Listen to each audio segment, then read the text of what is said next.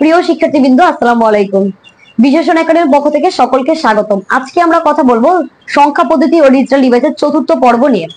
আমাদের বোর্ডে আছে হচ্ছে রূপান্তর ও ডেসিমেল টু অক্টাল। এখন দেখবো আমরা হচ্ছে ডেসিমেল টু অক্টালে কিভাবে যেতে হয়।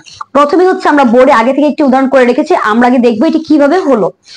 এখানে আমাদের দেওয়া আছে হচ্ছে 121 এবং এই পাশে দেওয়া আছে হচ্ছে আমাদের কত, ডেসিমেলের বেস 10 দেওয়া আছে এবং এই পাশে হচ্ছে আমাদের একটা কোয়েশ্চেন মার্ক দিয়ে দেওয়া আছে হচ্ছে 8। এখন হচ্ছে আমরা দেখবো এই ম্যাথটা কিভাবে করতে হয়। 121 কে হচ্ছে আমরা 8 দ্বারা যদি ভাগ করি, ভাগফল পাবো হচ্ছে 15 এবং ভাগশেষ পাবো হচ্ছে 1। এই একটা হচ্ছে আমি এই পাশে লিখলাম। আবার পরবর্তীতে আবার হচ্ছে আমি এই ভাগফলটাকে হচ্ছে আবার এই 8 দ্বারা হচ্ছে ভাগ করব। যদি আমি 8 দ্বারা ভাগ করি, ভাগফল পাওয়া যায় হচ্ছে 1 এবং ভাগশেষ পাওয়া যায় হচ্ছে কত, 7। এরপর আমি আবার হচ্ছে এটাকে কি করব, 8 দ্বারা ভাগ করার চেষ্টা করব।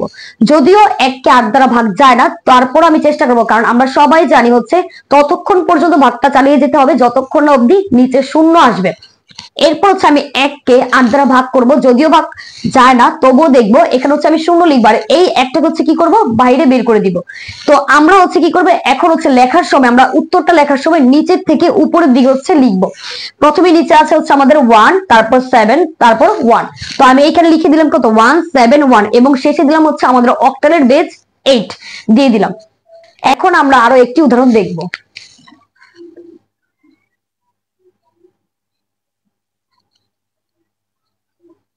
আমরা নিয়ে নিলাম হচ্ছে আমাদের ডেসিমেল সংখ্যাটি 100, আর এই পাশে হচ্ছে আমরা বের করবো হচ্ছে আমাদের অক্টাল সংখ্যা।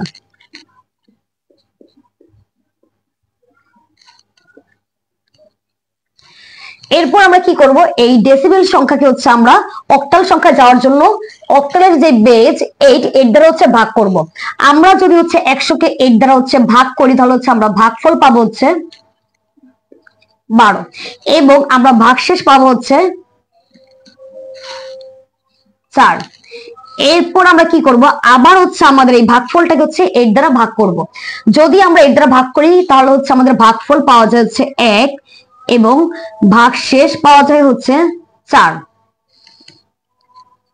আবার আমরা এই একটাকে হচ্ছে 8 দ্বারা ভাগ করব, যদিও ভাগ যায় না, এজন্য হচ্ছে আমরা কি লিখবো এখানে শূন্য, আর এই একটা মানে এই ভাগশেষটাকে এই দিক নিয়ে আসবো।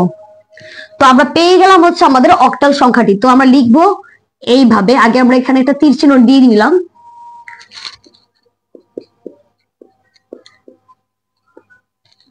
যদি আমরা নিচে থেকে লিখি, তাহলে হচ্ছে প্রথমেই আছে হচ্ছে 1, তারপর আছে 4, এরপর হচ্ছে আবার 4।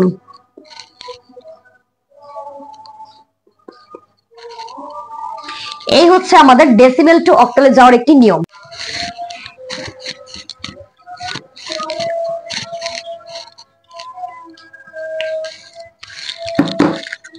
এখন আমরা দেখব যদি দশমিক থাকে তাহলে কিভাবে করতে হয়।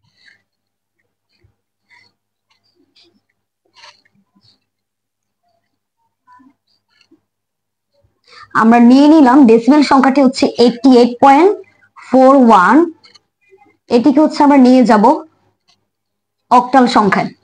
প্রথমে হচ্ছে আমরা প্রথম অংশটি, দশমিকের আগের অংশটি হচ্ছে করে দেখব। এটা হচ্ছে আমাদের আগের নিয়মই করতে হবে, দশমিকের আগের সংখ্যাটি হচ্ছে আগের নিয়মই করতে হয়। আমরা কি করব, বেস দ্বারা হচ্ছে ভাগ করব। যেহেতু হচ্ছে আমরা অক্টালে যাব, অক্টালের বেস দ্বারা হচ্ছে ভাগ করব। যদি ভাগ করি 88 কে ভাগ করলে হচ্ছে হয় 11, আর এইখানে হচ্ছে আমাদের ভাগশেষ হচ্ছে কত, 0। এই যে 11 কে আমি আবার হচ্ছে 8 দ্বারা ভাগ করব। 8 দ্বারা ভাগ করলে এখানে হয় হচ্ছে 1 আর এখানে হয় হচ্ছে 3। এই 1 কে যদি 8 দ্বারা ভাগ করি তাহলে হয় হচ্ছে 0 আর এখানে হয় হচ্ছে 1। তো আমরা এখন লিখে নিব এইটুকটার জন্য, আগে আমরা যে অ্যান্সারটা ওইটা আগে লিখে নিব। 88 1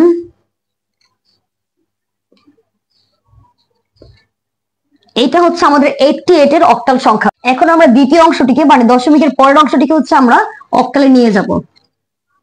প্রথমে আমি এই সংখ্যাটি উঠিয়ে নিব। এরপর আমরা জানি কি অক্টালের বেজ হচ্ছে 8 দ্বারা হচ্ছে আমি এটিকে গুণ দিব। এরপর আমি একটা এরকম দাগ দিয়ে নিব। যদি আমরা গুণ দেই,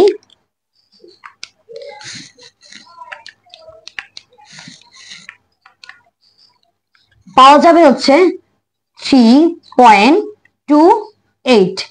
এই সংখ্যাটিকে হচ্ছে আমি আবার 8 দ্বারা গুণ করব।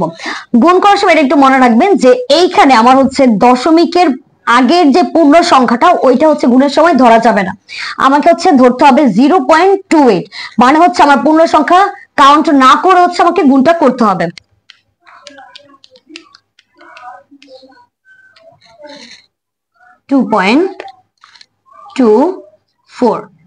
এরপর এটিকে হচ্ছে আমি আবার 8 দ্বারা গুণ করব। এখনো হচ্ছে কি করব না, আমরা এই কাউন্ট করব না, এই যে পূর্ণ সংখ্যাটা এটা হচ্ছে আমরা কাউন্ট করব না, এটা বাদে কাউন্ট করব, এটাকে আমরা ধরবো হচ্ছে 0।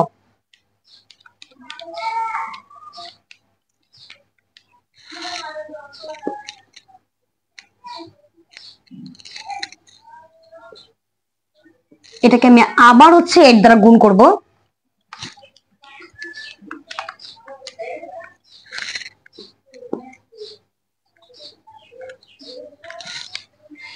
আপনারা চাইলে আরো 2-3টা ডিজিট বের করতে পারেন, 4টা ডিজিট বের করলেই হয়, চাইলে আরো ডিজিট বের করতে পারেন। তো আমি হচ্ছে এটার অ্যান্সারটা ঠিক এইভাবে লিখবো, 0.4110 ইকুয়াল টু। এখন কিন্তু আমরা হচ্ছে যখন হচ্ছে পূর্ণ সংখ্যার কোনো রূপান্তর করি তখন হচ্ছে আমরা নিচের থেকে হচ্ছে কাউন্ট করি, কিন্তু যখন পূর্ণ সংখ্যা হচ্ছে রূপান্তর করি না, যেমন ধরুন এটা হচ্ছে পূর্ণ সংখ্যা না 0.41, এটাকে হচ্ছে আমাকে কাউন্ট করতে হবে উপর থেকে, মানে হচ্ছে এখান থেকে এই দিকে। তো আমি প্রথমে লিখবো হচ্ছে 3, এরপর 2, এরপর 1, এরপর হচ্ছে 7, আর এখানে হচ্ছে আমি একটা দশমিক দিয়ে নিব।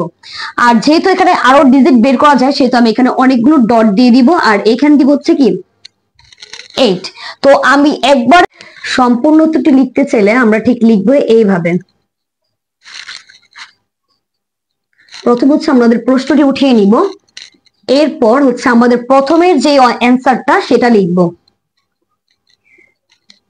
এরপর দশমিক দিব, যেহেতু হচ্ছে এটা প্রথমের অ্যান্সার সেহেতু হচ্ছে এটা লিখার পর হচ্ছে আমরা একটা দশমিক দিব। এরপর হচ্ছে আমাদের দ্বিতীয় অংশের অ্যান্সারটা লিখবো,